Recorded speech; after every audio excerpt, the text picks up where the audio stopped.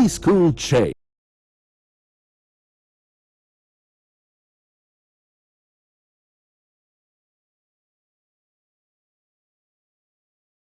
ನಮಸ್ಕಾರ. S18 ವಾರ್ತೆಗಳಿಗೆ ಸ್ವಾಗತ. ನಾನು ಕವಿತಾ. ಮೊದಲಿಗೆ ಹೆಡ್ಲೈನ್ಸ್. ಮಾವಿನಕೆರೆ ದಡದಲ್ಲಿ ನಿರ್ಮಿಸಲಾಗಿದ್ದ ಅನಧಿಕೃತ ಮಳಿಗೆಗಳ ತೆರವು ಕಾರ್ಯಾಚರಣೆ ಕೆಲ ಗಂಟೆಗಳಲ್ಲಿ ಸ್ಥಗಿತ. ಸಾರ್ವಜನಿಕರ ಆಕ್ರೋಶ.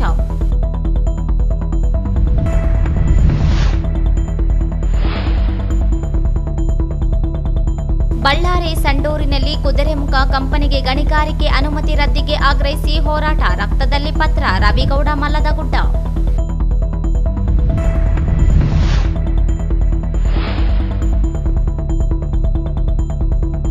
ಹಾಲಿನ ಬಾಕಿ ಪ್ರೋತ್ಸಾಹಧನ ಬಿಡುಗಡೆಗೆ ಆಗ್ರಹಿಸಿ ಬಿಜೆಪಿ ರೈತ ಮೋರ್ಚಾ ಪ್ರತಿಭಟನೆ. ಜುಲೈ 1ರಂದು ಎಸ್ಕೆಇ ಪ್ಯಾರಾಮೆಡಿಕಲ್ ಕಾಲೇಜಿನಿಂದ ವೈದ್ಯರ ದಿನಾಚರಣೆ. 25 ಜನರಿಗೆ ಸನ್ಮಾನ. ಡಾ ಬಾಬುರಾಜ ಶೇಗುಣಸಿ.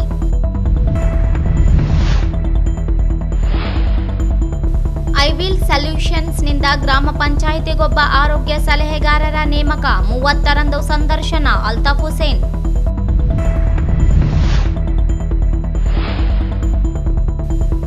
ಗೃಹ ರಕ್ಷಕ ದಳ ಸಮಾದೇಷ್ಟರಿಂದ ಹಣ ಕೊಟ್ಟವರಿಗೆ ಕೆಲಸ ನೇಮಕ. ಅಮಾನತಿಗೆ ಈರೀಶ ಆಗ್ರಹ.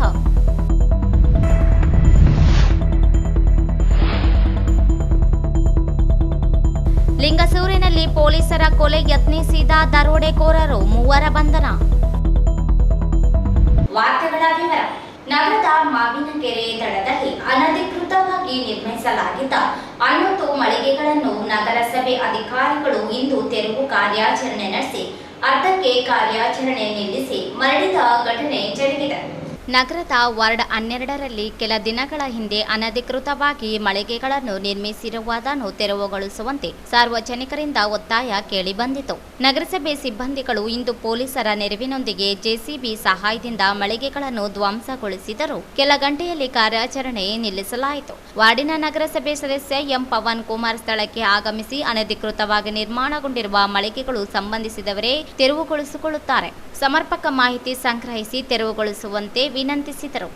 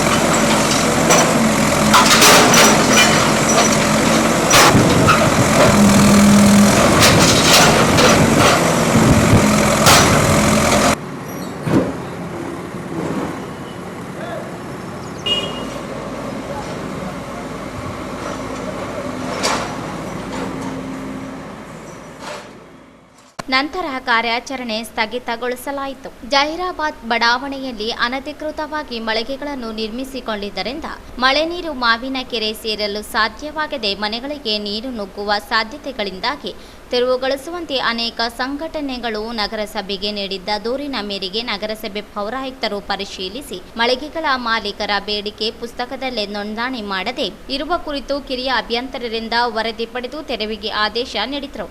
ಕಟ್ಟಡ ಪರವಾನಗಿ ಪಡೆಯದೆ ಅನಧಿಕೃತವಾಗಿ ನಿರ್ಮಿಸಲಾಗಿರುವ ಮಳಿಗೆಗಳು ಯಾರ ಪ್ರಭಾವದಿಂದ ನಿರ್ಮಿಸಲಾಗಿದೆ ಎಂಬುದು ನಿಗೂಢವಾಗಿ ಉಳಿದಿದೆ. ಮಹಮ್ಮದ್ ವಾಲಿ, ಅಶರಖಾನ್ ಮಳಿಗೆ, ಭರತ, ಮಧುಸೂದನ, ವೀರೇಶ, ಗಟ್ಟು ಮಾರಿಪ್ಪ ಹೆಸರಿನಲ್ಲಿ ಮಳಿಗೆ ನಿರ್ಮಾಣವಾಗಿದ್ದವು. 11 ಮಳಿಗೆ ನಿರ್ಮಾಣವಾಗುತ್ತಿದ್ದು ಉಳಿದವರು ಯಾರು ಎಂಬುದು ತಿಳಿದು ಬಂದಿಲ್ಲ. ನಗರಸಭೆ ಅಧಿಕಾರಿಗಳು 6 ಜನರನ್ನು ಮಾತ್ರ ಪತ್ತೆ ಮಾಡಿದ್ದಾರೆ. ನಗರಸಭೆಯಿಂದ ಯಾವುದೇ ಪರವಾನಗಿ ಪಡೆಯದೇ ಇದ್ರೂ ಮಳಿಗೆಗಳನ್ನು ನಿರ್ಮಿಸಲಾಗಿರುವ ಕುರಿತು ನಗರಸಭೆ ಕ್ರಮಕ್ಕೆ ಮುಂದಾಗಿತ್ತು. ಅದಕ್ಕೆ ತಿರುವು ನಿಲ್ಲಲು ನಿರ್ದಿಷ್ಟ ಕಾರಣ ತಿಳಿದು ಬಂದಿಲ್ಲ. ರಾಜಕೀಯ ಪ್ರಭಾವ ಬಳಸಿಕೊಂಡೇ ಮಾವಿನಕೆರೆ ಸುತ್ತಮುತ್ತ ಕೆಲವರು ನಿವೇಶನ, ಮನೆ, ಮಳಿಗೆಗಳನ್ನು ನಿರ್ಮಿಸಿಕೊಂಡಿದ್ದಾರೆ ಎಂದು ದೂರುಗಳಿವೆ. ಸಾರ್ವಜನಿಕರು ಅರ್ಧಕ್ಕೆ ತೆರವು ಕಾರ್ಯಾಚರಣೆ ಸ್ಥಗಿತಗೊಳಿಸಿರುವ ಕುರಿತು ಆಕ್ರೋಶ ವ್ಯಕ್ತಪಡಿಸಿದ್ದಾರೆ.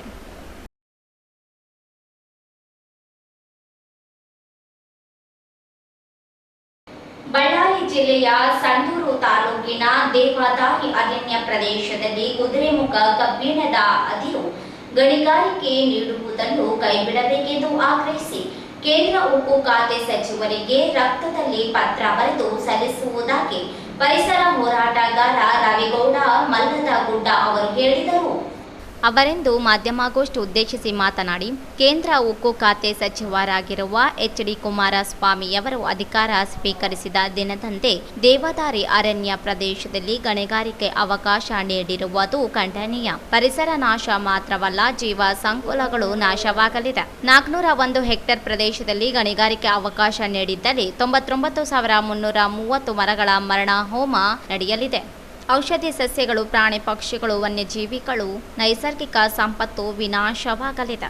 ಉತ್ತರ ಕರ್ನಾಟಕದ ಜಿಲ್ಲೆಗಳಿಗೆ ಆಮ್ಲಜನಕ ನೀಡುವ ದೊಡ್ಡ ಅರಣ್ಯ ನಾಶ ಭವಿಷ್ಯ ಆಪತ್ತಾಗಿ ಪರಿಣಮಿಸಲಿದೆ. 2006ರಲ್ಲಿ ಸುಪ್ರೀಂ ಕೋರ್ಟ್ ಗಣಿ ಅದಿರು ಗಣಿಗಾರಿಕೆ ನಿರ್ಬಂಧಿಸಿ ಆದೇಶಿಸಿದ್ರೂ ಕೇಂದ್ರ ಸರ್ಕಾರ ತರಾತುರಿಯಲ್ಲಿ ಅನುಮತಿ ನೀಡಿದೆ. ರಾಜ್ಯ ಅರಣ್ಯ ಇಲಾಖೆ ಗಣಿಗಾರಿಕೆ ಅವಕಾಶ ನೀಡುವುದಿಲ್ಲ ಎಂದು ಹೇಳಿದೆ. ಮುಖ್ಯಮಂತ್ರಿಗಳು ಬಳ್ಳಾರಿ ಜಿಲ್ಲಾಧಿಕಾರಿಗಳಿಗೆ ವರದಿ ನೀಡಲು ಸೂಚಿಸಿದ್ದಾರೆ. ರಾಜ್ಯ ಸರ್ಕಾರ ಯಾವುದೇ ಕಾರಣಕ್ಕೂ ಗಣಿಗಾರಿಕೆ ಅವಕಾಶ ನೀಡಬಾರದು ಎಂದರು. ಮಹತ್ವವಾಗಿ ಇಡೀ ಮನುಷ್ಯ ಸಂಕುಲವೇ ನಾಶವಾಗುವಂತಹ ಅಂಚಿನಲ್ಲಿ ಈ ಒಂದು ಗಣಿಗಾರಿಕೆ ನೀಡುವಂತಹ ಪ್ರಯತ್ನಕ್ಕೆ ಮಾನ್ಯ ನೂತನ ಸಚಿವರು ಕೈ ಹಾಕಿದ್ದಾರೆ. ಹಾಗಾಗಿ ಇದರ ವಿರುದ್ಧವಾಗಿ ಅರಣ್ಯ ರಕ್ಷಣೆಗಾಗಿ, ಪರಿಸರ ರಕ್ಷಣೆಗಾಗಿ ನಾವು ಇವತ್ತು ಉತ್ತರ ಕರ್ನಾಟಕದ ಯಾವುದೇ ಜಿಲ್ಲೆಯ ಸಾರ್ವಜನಿಕರಾಗಿರ್ಬೋದು, ಪರಿಸರ ಪ್ರೇಮಿಗಳಾಗಿರ್ಬೋದು, ಸೋಷಿಯಲ್ ವರ್ಕರ್ ಆಗಿರ್ಬೋದು, ಎಲ್ಲರೂ ಕೂಡ ನಾವು ನೀವುಗಳೆಲ್ಲರೂ ಪಕ್ಕ ಕಟ್ಟಿ ನಿಲ್ಲಬೇಕಾದಂತಹ ಪರಿಸ್ಥಿತಿ ಇವತ್ತು ನಿರ್ಮಾಣ ಆಗಿದೆ. ಆ ಕಾರಣಕ್ಕಾಗಿಯೇ ಇವತ್ತು ನಾವು ಕೇಂದ್ರ ಸರ್ಕಾರವನ್ನ ಮತ್ತು ಕುಮಾರಸ್ವಾಮಿ ಅವರನ್ನ ಒಂದು ವಿಶೇಷವಾಗಿ ವಿನೂತನವಾಗಿ ನನ್ನ ರಕ್ತದಿಂದ ಪತ್ರವನ್ನ ಬರೆದು ಕೇಂದ್ರ ಸರ್ಕಾರವನ್ನ ಕುಮಾರಸ್ವಾಮಿ ಅವರನ್ನ ಮನವರಿಕೆ ಮಾಡಿ ಅದನ್ನ ಇಲ್ಲಿಗೆ ಕೈ ಬಿಡಬೇಕು ಅಂತ ಹೇಳಿ ನಾವೊಂದು ಪತ್ರಿಕಾಗೋಷ್ಠಿಯನ್ನ ಕರೆದಿರುವುದು. ಇದರ ಪರಿಣಾಮ ಈ ದೇವದಾರಿ ದಟ್ಟ ಅರಣ್ಯಕ್ಕೆ ಗಣಿಗಾರಿಕೆಗೆ ಕೈ ಹಾಕಿರುವಂಥದ್ದು ಪರಿಣಾಮ ಬರೀ ಪ್ರಾಣಿಗಳಿಗಷ್ಟೇ ಸೀಮಿತ ಅಲ್ಲ, ಬರೀ ಅರಣ್ಯಕ್ಕಷ್ಟೇ ಸೀಮಿತವಲ್ಲ, ಇಡೀ ಮಾನವ ಕುಲಕ್ಕೆ ನಿರ್ನಾಮವಾಗುವಂತಹ ಪರಿಸ್ಥಿತಿಗೆ ಕೈ ಹಾಕಿದೆ. ಹಾಗಾಗಿ ಇವತ್ತು ನಾವು ದೊಡ್ಡ ಮಟ್ಟದಲ್ಲಿ ಧ್ವನಿ ಎತ್ತಬೇಕು. ನಮ್ಮ ಜಿಲ್ಲೆಯಿಂದ, ನಮ್ಮ ವಿವಿಧ ಜಿಲ್ಲೆಯ ತಾಲೂಕುಗಳಿಂದ ಎಲ್ಲ ಸಂಘ ಸಂಸ್ಥೆಗಳು ಕೂಡ ನಮ್ಮ ಜೊತೆಗೆ ಕೈ ಜೋಡಿಸಬೇಕು. ಆ ಒಂದು ಅರಣ್ಯವನ್ನ ಉಳಿಸಿಕೊಳ್ಳಬೇಕಾದಂತಹ ಅನಿವಾರ್ಯತೆ ನಿರ್ಮಾಣವಾದದ್ದರಿಂದ ನಾವಿವತ್ತು ಈ ಒಂದು ಪತ್ರಿಕಾಗೋಷ್ಠಿಯನ್ನು ಕರೆದಿದ್ದೀವಿ.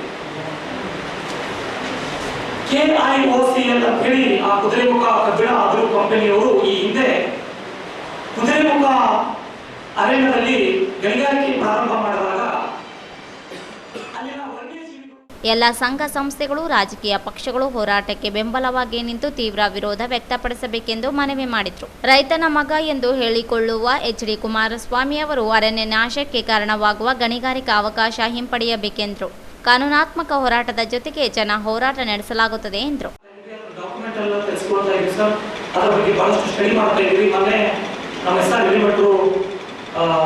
ಪರಿಸರ ಪ್ರೇಮಿಗಳು, ಸಮಾಜ ಪ್ರಿಯವಂತ ಚಿಂತಕರು ಈಗಾಗಲೇ ಈಶ್ವರ ಖಂಡ್ರೆ ಅವರನ್ನ ಭೇಟಿಯಾಗಿ ಅವರಿಗೆ ಒಂದು ಮನವಿ ಪತ್ರವನ್ನು ಸಲ್ಲಿಸಿ ಇದೇ ಜೂನ್ 21ರಂದು ಅದೇ ಈಶ್ವರ ಖಂಡ್ರೆ ಅರಣ್ಯ ಸಚಿವರಾಗಿರ್ತಕ್ಕಂಥ ಈಶ್ವರ ಖಂಡ್ರೆ ಅವರು ಒಂದು ಸರ್ಕಾರಕ್ಕೆ ಒಂದು ಟಿಪ್ಪಣಿಯನ್ನು ಕೊಟ್ಟಿದ್ದಾರೆ. ಇದು ಯಾವುದೇ ಕಾರಣಕ್ಕೂ ಕಂಪನಿಯನ್ನ ಇಲ್ಲಿ ನಾವು ಮಾಡಿಸಿಕೊಡೋದಿಲ್ಲ. ಇದಕ್ಕೆ ನಿಯಮಗಳನ್ನು, ಅರಣ್ಯ ಕಾಯ್ದೆಯಲ್ಲಿರ್ತಕ್ಕಂಥ ನಿಯಮಗಳನ್ನ ಕಂಪನಿ ಉಲ್ಲಂಘನೆ ಮಾಡಿದೆ.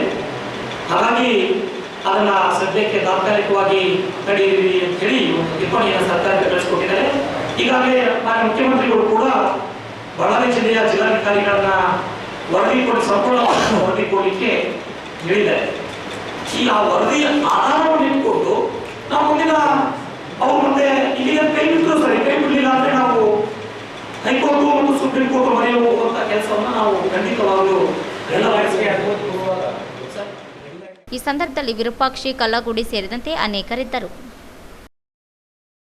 ಹಾಲಿಗೆ ಪ್ರೋತ್ಸಾಹ ಧನ ಬಿಡುಗಡೆ ಸೇರಿದಂತೆ ವಿವಿಧ ಬೇಡಿಕೆ ಈಡೇರಿಕೆಗೆ ಒತ್ತಾಯಿಸಿ ಬಿಜೆಪಿ ರೈತ ಮೋರ್ಚಾದಿಂದ ಜಿಲ್ಲಾಧಿಕಾರಿ ಕಚೇರಿ ಅಧಿಕಾರಿಗಳ ಮೂಲಕ ಮುಖ್ಯಮಂತ್ರಿಗಳಿಗೆ ಮನವಿ ಸಲ್ಲಿಸಲಾಯಿತು.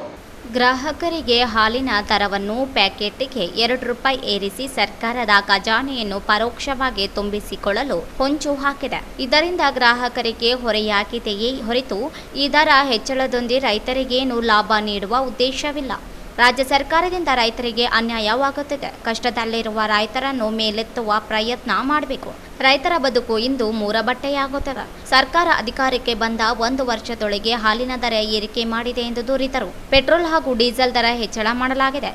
ಮುದ್ರಾಂಕ ಶುಲ್ಕವೂ ಸಹ ದುಬಾರಿಯಾಗಿದೆ. ನೀರಾವರಿಗಾಗಿ ವಿದ್ಯುತ್ ಸಂಪರ್ಕ ಶುಲ್ಕವನ್ನು ಹೆಚ್ಚಳ ಮಾಡಿದ್ದರಿಂದ ರೈತರು ತೊಂದರೆ ಅನುಭವಿಸುವಂತೆ ಮಾಡಿ ಸರ್ಕಾರ ಕೃಷಿ ಪರಿಕರಗಳ ಸಬ್ಸಿಡಿಯ ಹಣವನ್ನು ಸಹ ನೀಡಿಲ್ಲ. ಇದೀಗ ಬಿತ್ತನೆ ಕಾರ್ಯ ಆರಂಭವಾಗಿದ್ದು ಬೀಜಗಳ ದರ ಏರಿಕೆಯಾಗಿದೆ. ವಿದ್ಯಾನಿಧಿ ಯೋಜನೆಯನ್ನು ರದ್ದುಗೊಳಿಸಿದ್ದಾರೆ. ಕೃಷಿ ಸಮ್ಮಾನ್ ನಿಧಿಯಡಿ 4,000 ಹಣ ರದ್ದುಗೊಂಡಿದೆ. ಕೂಡಲೇ ಈ ಎಲ್ಲ ದರಗಳನ್ನು ಇಳಿಕೆ ಮಾಡಬೇಕು ಎಂದು ಒತ್ತಾಯಿಸಿದರು. ನೀರಾವರಿಗಾಗಿ ವಿದ್ಯುತ್ ಸಂಪರ್ಕವನ್ನು ಪಡೆಯುವಲ್ಲಿ ರೈತರಿಗೆ 25,000 ರೂಪಾಯಿಯಿಂದ 2.5 ಲಕ್ಷ ರೂಪಾಯಿವರೆಗೆ ಹೆಚ್ಚಿನ ಶುಲ್ಕವನ್ನು ವಿಧಿಸಿದ್ದು ಮತ್ತು ಕೃಷಿ ಪರಿಕರಗಳನ್ನು ಬಡ ರೈತರಿಗೆ ನೀಡಬೇಕಾದದ್ದನ್ನು ಕೂಡ ಸಬ್ಸಿಡಿಯನ್ನು ನಿಲ್ಲಿಸಿದ್ದು, ಹಾಗೆಯೇ ಬಿತ್ತನೆ ಬೀಜಗಳ ದರವನ್ನು ಹೆಚ್ಚು 200% ದರವನ್ನು ಹೆಚ್ಚಿಸಿದ್ದೀರಿ. ಹಾಗೆಯೇ ವಿದ್ಯಾನಿಧಿ ಯೋಜನೆಯನ್ನು ರದ್ದುಗೊಳಿಸಿದ್ದೀರಿ ಮತ್ತು ಕೃಷಿ ಸಮ್ಮಾನ್ ನಿಧಿಯಲ್ಲಿ 4,000 ರೂಪಾಯಿ ರಾಜ್ಯ ಸರ್ಕಾರದಿಂದ ಯಡಿಯೂರಪ್ಪನವರು ಕೊಡ್ತಕ್ಕಂಥ ಒಂದು ವಿನೂತನವಾದಂತಹ ಮತ್ತು ಉಪಯೋಗಕಾರಿಯಾದಂತಹ ಒಂದು ಅನುಕೂಲವನ್ನು ಕೂಡ ತಾವು ತಪ್ಪಿದ್ದೀರಿ. ಹೀಗೆ ಹತ್ತಾರು ಅವಕಾಶಗಳಿಂದ ರೈತ ಸಮುದಾಯವನ್ನು ಅನ್ಯಾಯ ಮಾಡಿದ್ದಲ್ಲದೆ ಗ್ರಾಹಕರಿಗೆ ಕೂಡ ಹಾಲಿನ ದರವನ್ನು ಪ್ಯಾಕೆಟ್ಗೆ 2 ರೂಪಾಯಿ ಹೆಚ್ಚಿ ಸರ್ಕಾರದ ಖಜಾನೆಯನ್ನು ಪರೋಕ್ಷವಾಗಿ ತುಂಬಿಕೊಳ್ಳಲು ಹೊಂಚು ಹಾಕಿದ್ದೀರಿ. ಇದರಿಂದ ಗ್ರಾಹಕರಿಗೆ ಹೊರೆಯಾಗಿದೆಯೇ ಹೊರತು ಈ ದರ ಹೆಚ್ಚಳದಿಂದ ರೈತರಿಗೇನು ಲಾಭ ಮಾಡುವ ಉದ್ದೇಶ ಇಲ್ಲ. ತಮ್ಮ ಸರ್ಕಾರದಿಂದ ರೈತರಿಗೆ ಹಲವಾರು ರೀತಿಯಲ್ಲಿ ಅನ್ಯಾಯವಾಗುತ್ತಿದೆ. ತಾವುಗಳು ಇವೆಲ್ಲವನ್ನು ಸರಿಪಡಿಸಿ ಕಷ್ಟದ ಕೂಪದಲ್ಲಿ ರೈತರನ್ನು ಮೇಲೆತ್ತುವ ಪ್ರಯತ್ನ ಮಾಡಬೇಕಾಗಿದೆ. ನಿರಂತರವಾಗಿ ರೈತರ ಈ ಸಂದರ್ಭದಲ್ಲಿ ಅಧ್ಯಕ್ಷ ಸಿದ್ದನಗೌಡ ನೆಲಹಾಳ, ಜಿ ಶಂಕರರೆಡ್ಡಿ, ಸಂತೋಷ್, ನಾಗನಗೌಡ, ಶಿವಪ್ಪ, ಶಿವಲಿಂಗಯ್ಯ, ರಾಜೇಶ್, ಕೊಟ್ಟೇಶಪ್ಪ ಕೋರಿ, ಉಮಾಪತಿ ನಾಯಕ್, ಬಲ್ಕಿ ನಾಗರಾಜ ಸೇರಿದಂತೆ ಅನೇಕರು ಇದ್ದರು. ಎಸ್ಕೆಇ ಪ್ಯಾರಾಮೆಡಿಕಲ್ ಕಾಲೇಜು ಹಾಗೂ ಜಿ ಕುಮಾರ್ ನಾಯಕ್ ಕಲ್ಯಾಣ ಕರ್ನಾಟಕ ಅಭಿವೃದ್ಧಿಪರ ಅಭಿಮಾನಿ ವೇದಿಕೆಗಳ ಸಹಯೋಗದಲ್ಲಿ ಜುಲೈ 1ರಂದು ವೈದ್ಯರ ದಿನಾಚರಣೆ ನಗರದ ಸಿದ್ದರಾಮ ಜಂಬಲ್ದಿನ್ನಿ ರಂಗಮಂದಿರದಲ್ಲಿ ಆಯೋಜಿಸಲಾಗಿದೆ ಎಂದು ಪ್ರಾಚಾರ್ಯ ಡಾಕ್ಟರ್ ಬಾಬುರಾವ್ ಶೇಗುಣಸಿ ಅವರು ಹೇಳಿದರು. ಅವರಿಂದು ಮಾಧ್ಯಮಗೋಷ್ಠಿ ಉದ್ದೇಶಿಸಿ ಮಾತನಾಡಿ, ವೈದ್ಯರ ದಿನಾಚರಣೆಯಂದು ವೈದ್ಯರು ಹಾಗೂ ಇತರೆ ಸಿಬ್ಬಂದಿಗಳನ್ನು ಪುಷ್ಪಸಿಂಚನ ಮೆರವಣಿಗೆ ಮೂಲಕ ವೇದಿಕೆ ಕರೆತರಲಾಗುತ್ತದೆ. 25 ಜನ ಹಿರಿಯ ವೈದ್ಯರು ಇತರೆ ಸಿಬ್ಬಂದಿಗಳನ್ನು ಸನ್ಮಾನಿಸಿ ಗೌರವಿಸಲಾಗುತ್ತದೆ. ಕಾರ್ಯಕ್ರಮವನ್ನು ವಿಧಾನ ಪರಿಷತ್ ಸದಸ್ಯ ಎ ವಸಂತಕುಮಾರ್ ಉದ್ಘಾಟಿಸಲಿದ್ದಾರೆ. ರಿಮ್ಸ್ನ ನಿರ್ದೇಶಕ ಡಾಕ್ಟರ್ ರಮೇಶ್, ಜಿಲ್ಲಾ ಆರೋಗ್ಯಾಧಿಕಾರಿ doctor Surendra Babu, Navodaya medical college ಪ್ರಾಚಾರ್ಯ ಡಾಕ್ಟರ್ ದೇವಾನಂದ, ಐಎಂಎ ಅಧ್ಯಕ್ಷ ಅರುಣ್ ನಾಯಕ್, ರೆಡ್ ಕ್ರಾಸ್ ಸಂಸ್ಥೆಯ ಅಧ್ಯಕ್ಷ ಡಾಕ್ಟರ್ ಬಸನಗೌಡ, ಬಾಲಂಗು ಆಸ್ಪತ್ರೆ ವೈದ್ಯ ಡಾಕ್ಟರ್ ಶ್ರೀಧರ ರೆಡ್ಡಿ ಆಗಮಿಸಲಿದ್ದಾರೆ. ಅಧ್ಯಕ್ಷತೆಯನ್ನು ಭಂಡಾರಿ ಆಸ್ಪತ್ರೆಯ ಸೌಭಾಗ್ಯ ರಾಜ ಭಂಡಾರಿ ವಹಿಸಲಿದ್ದಾರೆ. ಪವನ್ ಪಾಟೀಲ್ ಸೇರಿ ಅನೇಕರು ಆಗಮಿಸಲಿದ್ದಾರೆ ಎಂದರು. ವೈದ್ಯರ ದಿನಾಚರಣೆ ಆಚರಿಸ್ತಾ ಇದ್ದೀವಿ. ಅದರ ಅಂಗವಾಗಿ ಜಿ ಕುಮಾರ್ ನಾಯಕ್ ಕಲ್ಯಾಣ ಕರ್ನಾಟಕ ಅಭಿವೃದ್ಧಿ ಪರ ಅಭಿಮಾನಿ ವೇದಿಕೆ ಮತ್ತು ಎಸ್ಕೆಇ ಪ್ಯಾರಾಮೆಡಿಕಲ್ ಕಾಲೇಜ್ ಇವರ ಸಂಯುಕ್ತ ಆಶ್ರಯದಲ್ಲಿ ನಮ್ಮ ವೈದ್ಯರ ದಿನಾಚರಣೆಯನ್ನು ಜುಲೈ 1ರಂದು ರಂಗಮಂದಿರದಲ್ಲಿ ಆಚರಿಸಲು ನಿರ್ಧರಿಸಿದ್ದೀವಿ. ಅವತ್ತು 100 ವೈದ್ಯರು ಮತ್ತು ಗಣ್ಯರೊಂದಿಗೆ ರಂಗಮಂದಿರದಲ್ಲಿ ಪುಷ್ಪಮಳೆಯೊಂದಿಗೆ ಅವರಿಗೆ ಸ್ವಾಗತ ಕೊಡ್ತೀವಿ. ಒಂದು ಕೇಕ್ ಕಟ್ ಮಾಡುವ ಮುಖಾಂತರ ಕಾರ್ಯಕ್ರಮ ಉದ್ಘಾಟನೆ ಮಾಡಿಸ್ತಾ ಇದ್ದೀವಿ. ಆಮೇಲೆ ಒಳ್ಳೆ ಮೆಡಿಕಲ್ ಡಾಕ್ಟರ್ ಕಡೆಯಿಂದ ನಮ್ಮ ಪ್ಯಾರಾಮೆಡಿಕಲ್ ನರ್ಸಿಂಗ್ ವಿದ್ಯಾರ್ಥಿಗಳಿಗೆ ರಕ್ತದಾನ ಮಹತ್ವ ಬಗ್ಗೆ ಒಂದು ಸೈಂಟಿಫಿಕ್ ಟಾಕ್ ಇರಿಸಿದ್ದೀವಿ. ಜೊತೆಗೆ ಕನಿಷ್ಠ ಒಂದು 20-25 ಜನ ಡಾಕ್ಟರ್ಸು, ನರ್ಸು, ಪ್ಯಾರಾಮೆಡಿಕಲ್ ಸಿಬ್ಬಂದಿಗೆ ಸನ್ಮಾನ ಮಾಡಿ ನೀವು ಕರ್ತವ್ಯವನ್ನು ಕೇವಲ ಕೊರೋನಾ ಟೈಮ್ನಲ್ಲಿ ಅಥವಾ ಕ್ಲಾಸ್ ಬಂದಾಗ ಅಷ್ಟೇ ಅಲ್ಲ, ಯಾವಾಗಲೂ ಸತತವಾಗಿ ಪ್ರಾಮಾಣಿಕ ಕೆಲಸ ಮಾಡಿ, ಜೊತೆಗೆ ಡಾಕ್ಟರ್ಸ್ ಕಮಿಟಿಗೆ ನೈತಿಕ ಸ್ಥೈರ್ಯ ಬೆಂಬಲ ಇರಲಿ ಅಂತ ಹೇಳಿ ಪ್ರೋತ್ಸಾಹಿತವಾಗಿ ಮತ್ತು ಅದು ನಿಮಿತ್ತವಾಗಿ ಡಾಕ್ಟರ್ಸ್ ಡೇಯನ್ನು ಅತ್ಯಂತ ವಿಜೃಂಭಣೆ ಹೆಮ್ಮೆಯಿಂದ ಆಚರಿಸ್ತಾ ಇದ್ದೀವಿ. ಇದು ನಾವು ಎಲ್ಲ ಡಾಕ್ಟರ್ ಕಮ್ಯುನಿಟಿಗೆ ಕೊಡ್ತಕ್ಕಂಥ ಗೌರವ ಮತ್ತು ಪ್ರೋತ್ಸಾಹಿತವಾಗಿ ಮಾಡ್ತಾ ಇದ್ದೀವಿ. ಇದರ ಮಾಹಿತಿಗಾಗಿ ಈ ಕಾರ್ಯಕ್ರಮದ ಪತ್ರಿಕಾಗೋಷ್ಠಿಯನ್ನು ಇಲ್ಲಿ ನಾವು ಆಗಮಿಸಿದ್ದೀವಿ. ನಮ್ಮ ಕಾಲೇಜು ಪ್ರಾಚಾರ್ಯರಾಯಿತು, ಇನ್ನೊಬ್ಬ ಪ್ರಾಚಾರ್ಯರಾದ ರಶ್ಮಿ ಅವರಾಯಿತು, ಆಂಜನೇಯ ಆಯಿತು, ಚಂದ್ರಶೇಖರ್ ಎಲ್ಲ ಉಪನ್ಯಾಸಕರು ಕೂಡ ನಾವು ಆಗಮಿಸಿದ್ದೀವಿ. ಅದಕ್ಕೆ ವ್ಯಾಪಕ ಪ್ರಚಾರ ನೀಡಿ ಡಾಕ್ಟರ್ಸ್ ಕಮ್ಯುನಿಟಿಗೆ ನೈತಿಕ ಸ್ಥಾನದಲ್ಲಿ ಖುಷಿ. ಈ ಸಂದರ್ಭದಲ್ಲಿ ಉಪನ್ಯಾಸಕರಾದ ಚಂದ್ರಶೇಖರ, ಆಂಜನೇಯ, ಪ್ರೊಫೆಸರ್ ರಶ್ಮಿ ಇದ್ದರು. ಈಗ ಜಾಹೀರಾತು.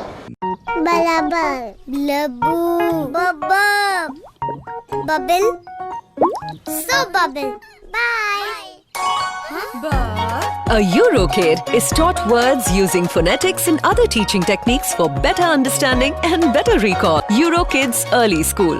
Right start, flying start. वाह वाह वाह Wonderful. वाह wonderful. A Eurokid learns words with movements and actions which helps increase vocabulary up to 4 times. So Eurokids Early School. Right start, flying start. Wonderful 5 6 6 7 8 9 10. Good job. These are 2 A Eurokid is taught numbers by value for better understanding and faster recall. Kids Early School. Right start, flying start.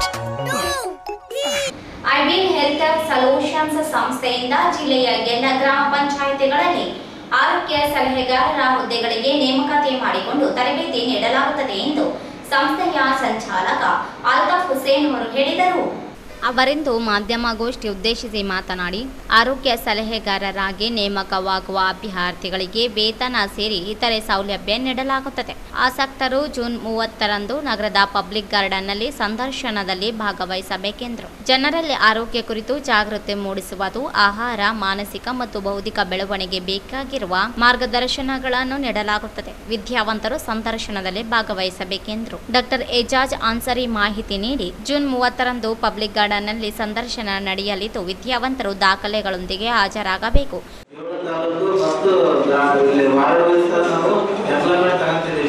ಅದೇ ರೀತಿಗೆ ಸ್ವರ್ಣ ಬಿಂದು ಅಂತೇಳಿ ಒಂದು major concept ಇದೆ sir. ಇವಾಗ ಸ್ವರ್ಣ ಬಿಂದುವಲ್ಲಿ ಏನಿರುತ್ತೆ ಅಂದ್ರೆ ಸ್ವರ್ಣ ಭಸ್ಮ, ಸ್ವರ್ಣ ಬಿಂದು ಮತ್ತೆ ಆಮ್ಲ, ಜ್ಯೋತಿಷ್ಮತಿ ಇವೆಲ್ಲ ಇರ್ತಾವೆ. ಈ ಕಂಟೆಂಟ್ ಏನ್ ಮಾಡ್ತಾವ ಅಂದ್ರೆ ಪ್ರೀ ಮೆಚೂರ್ಡ್ ಆಗ್ತಿದ್ದಾರೆ ಸರ್. ಈಗ ಹೆಣ್ಮಕ್ಳೆಲ್ಲ ಅಂದ್ರೆ 9 ರಿಂದ 12 ವರ್ಷದಲ್ಲಿ ಮೆಚೂರ್ಡ್ ಆಗ್ತಿದ್ದಾರೆ. ಇದು ಆಗಿರ್ತಕ್ಕಂಥದ್ದು ನಮ್ಮ ಸೈಂಟಿಫಿಕ್ ರೀಸನ್ ಪ್ರಕಾರ ತಪ್ಪ ಇದೆ. ಯಾಕೆ ಹೇಳ್ತೀವಿ ಅಂದ್ರೆ ಈಗ ಆಧುನಿಕವಾದಂತ ಒಂದು ಆಹಾರ ಪದ್ಧತಿ, ಜೀವನ ಶೈಲಿಯಿಂದ ಇವೆಲ್ಲ ಆಗ್ತಾ ಇರ್ತಕ್ಕಂಥದ್ದು. ಇಲ್ಲಿ RNA DNA ಸ್ಟ್ರಕ್ಚರ್ ಅಲ್ಲಿ ವ್ಯತ್ಯಾಸಗಳು ಕಂಡು ಬರೋದ್ರಿಂದ ಹಾರ್ಮೋನ್ಗಳು ಪ್ರೀ ಮೆಚೂರ್ಡ್ ಆಗಿ ರಿಲೀಸ್ ಆಗ್ತಾ ಇರೋದ್ರಿಂದ ಈ ರೀತಿ ಆಗ್ತಾ ಇದೆ. ಇದು ಆಗೋದು ತುಂಬಾ ತಪ್ಪು ಆದಂತದ್ದಾಗಿದೆ. ಯಾಕೆ ಅಂದ್ರೆ 14 ರಿಂದ 16 ವರ್ಷಗಳವರೆಗೆ ಒಬ್ಬ ಒಂದು ಮಗುವಿನ ಒಂದು ಬೆಳವಣಿಗೆ ಇರುತ್ತೆ. ದೈಹಿಕ, ಮಾನಸಿಕ ಮತ್ತು ಬೌದ್ಧಿಕ ಎಲ್ಲ ಅಂಗಗಳ ಬೆಳವಣಿಗೆ ಇರುತ್ತದೆ.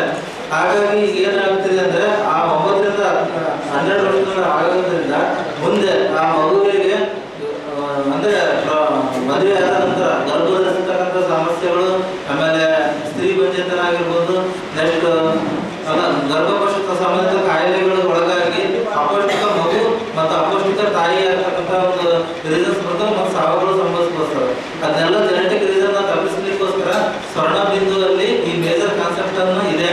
ಮತ್ತೆ ಇದು ಎಲ್ಲ ನರಮಂಡಲಕ್ಕೆ ಕರೆಕ್ಟ್ ಆಗಿ ಸರಿಯಾದ ರೀತಿಯ ಸಮರ್ಪಕ ರಕ್ತ ಆಯ್ಕೆಯಾದವರಿಗೆ ತರಬೇತಿ ನೀಡಲಾಗುತ್ತದೆ. ಗ್ರಾಮೀಣ ಪ್ರದೇಶ, ಗ್ರಾಮ ಪಂಚಾಯಿತಿ ಮಟ್ಟದಲ್ಲಿ ಕೆಲಸ ಮಾಡಲು ಸಿದ್ಧರಿರಬೇಕೆಂದರು. ಈ ಸಂದರ್ಭದಲ್ಲಿ ನಾಗೆ ಪೂಜಾರಿ ಇದ್ದರು.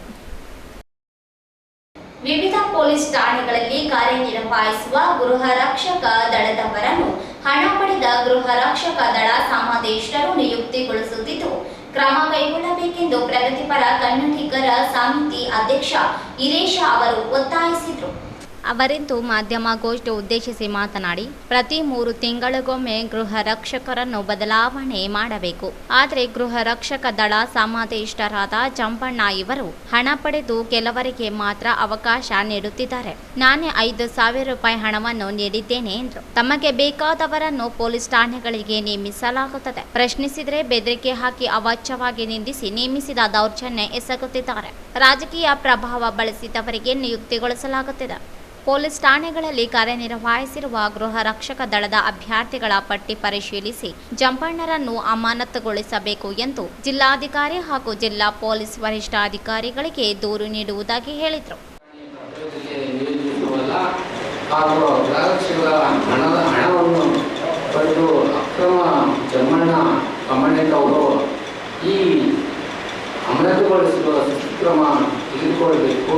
ಯಾಕಂದರೆ ಈ ಬಡ ಕುಟುಂಬಗಳಿಗೆ ಬಹಳ ತೊಂದರೆ ಆಗ್ತದೆ. ಯಾಕಂದರೆ 10,000 ರೂಪಾಯಿ ತಗೊಂಡು ಒಂದು ಪೋಸ್ಟೇಷನ್ಗೆ ಆಗ್ತಾರಂದರೆ ಭಾಳ ಬಡ ಕುಟುಂಬಗಳಿಗೆ ಭಾಳ ನ್ಯಾಯ ಆಗ್ತಾ ಇದೆ.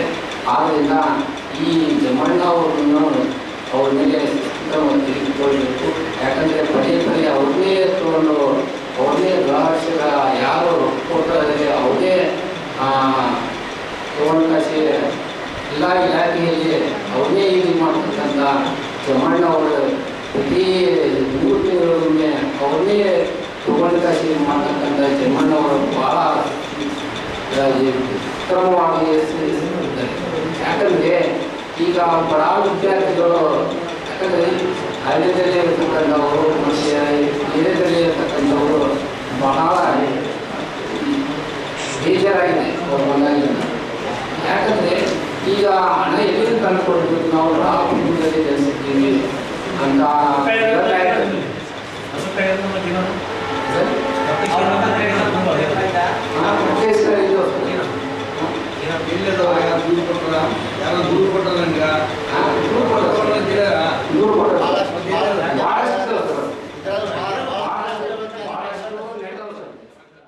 ಈ ಸಂದರ್ಭದಲ್ಲಿ ತಮ್ಮೇಶ್, ಮುಖೇಶ್, ಉರುಗುಂದಪ್ಪ, ಆರೋಲಿ, ಕರಿಯಪ್ಪ, ರಮೇಶ್ ಸೇರಿದಂತೆ ಅನೇಕರಿದ್ದರು.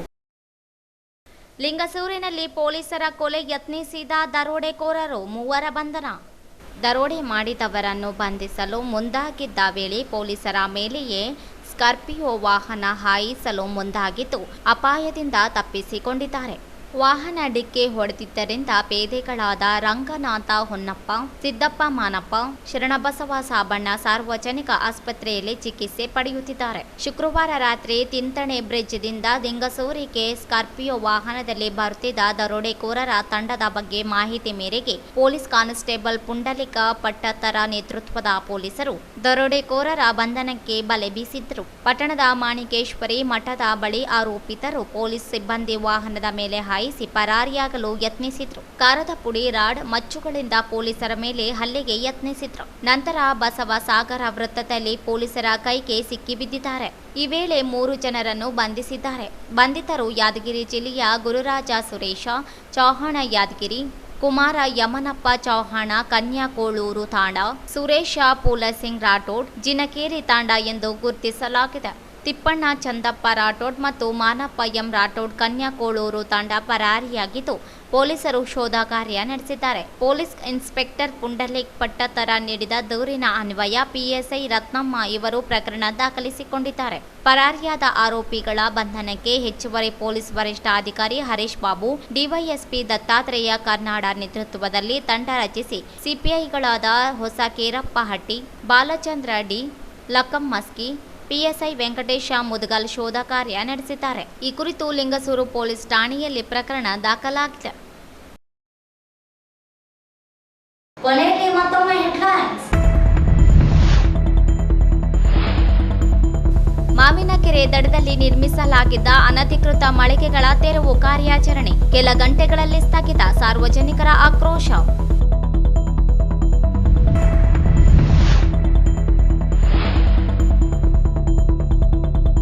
ಬಳ್ಳಾರಿ ಸಂಡೂರಿನಲ್ಲಿ ಕುದುರೆಮುಖ ಕಂಪನಿಗೆ ಗಣಿಗಾರಿಕೆ ಅನುಮತಿ ರದ್ದಿಗೆ ಆಗ್ರಹಿಸಿ ಹೋರಾಟ, ರಕ್ತದಲ್ಲಿ ಪತ್ರ, ರವಿಗೌಡ ಮಲ್ಲದಗುಡ್ಡ.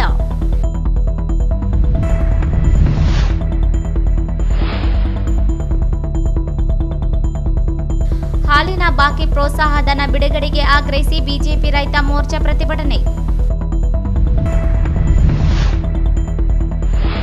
ಜುಲೈ 1ರಂದು ಎಸ್ಕೆಇ ಪ್ಯಾರಾಮೆಡಿಕಲ್ ಕಾಲೇಜಿನಿಂದ ವೈದ್ಯರ ದಿನಾಚರಣೆ, 25 ಜನರಿಗೆ ಸನ್ಮಾನ. ಡಾಕ್ಟರ್ ಬಾಬುರಾಜ ಶೇಗುಣಸಿ.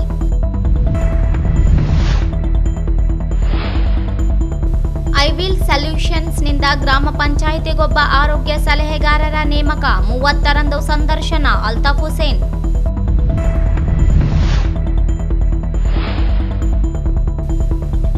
ರಕ್ಷಕ ದಳ ಸಮಾದೇಷ್ಟರಿಂದ ಹಣ ಕೊಟ್ಟವರಿಗೆ ಕೆಲಸ ನೇಮಕ, ಅಮಾನತಿಗೆ ಈರೀಶ ಆಗ್ರಹ.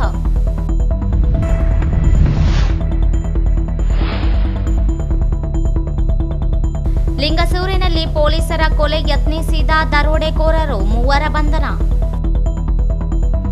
ಇಲ್ಲಿಗೆ ವಾರ್ತಾ ಪ್ರಸಾರ ಮುಕ್ತಾಯವಾಯಿತು. ಮುಂದಿನ ವಾರ್ತೆಗಳೊಂದಿಗೆ ಭೇಟಿಯಾಗೋಣ. ವಂದನೆಗಳು.